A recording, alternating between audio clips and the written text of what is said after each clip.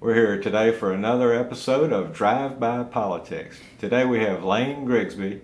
Lane is a very successful Louisiana businessman and a political player around these parts. Lane, there's a burning issue in Congress right now with regards to labor management issues.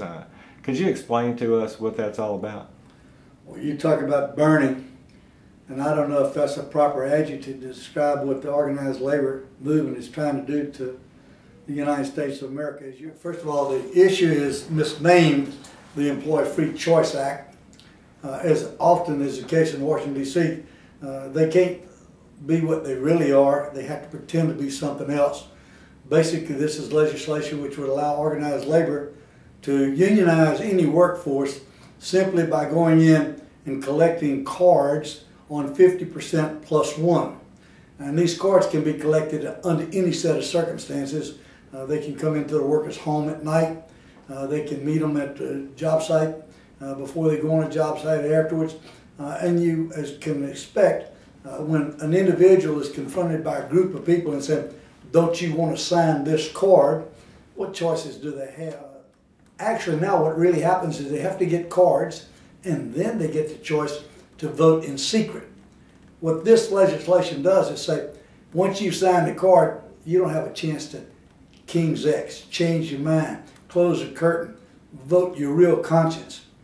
And so what's going to happen is the workforce is going to be organized by the unions.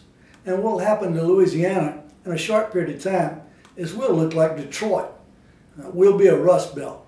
No one will want to do work in Louisiana because organized labor has always made businesses non-competitive in the wages that they demand, but more importantly, in the work rules that enter the workplace and the fringe benefits, the legacy that they leave. So our senators, which is where this battle is going to really occur, are going to have to determine whether or not they can support a measure for filibuster. Basically, the Democrats and organized labor have the votes, a simple majority, to pass the legislation. The only chance that we have is a filibuster. And the filibuster can only be closed down, called a cloture vote, when 60 senators out of 100 vote to shut down the filibuster. Right now, it's questionable as to whether or not they have the 60 votes. And of most importance is Senator Mary Landrieu, our senator, right here in Louisiana. She's one of the very key people. She co-sponsored the legislation the last time it was up, but she knew it would be vetoed in the White House. This time, she's not a co-sponsor. And if you've got any clout whatsoever, please let Senator Landrieu know that her vote to support the filibuster is seriously important, and not only giving us the vote one time, but as many times as Harry Reid wants to bring up the vote to shut down the filibuster, she needs to stand staunch with the citizens of Louisiana, much as Russell Long did in the 1970s. Lane, if they wanted to get a hold of Senator Landrieu, how would they go about that? It's really not hard. Her telephone number in Washington, D.C.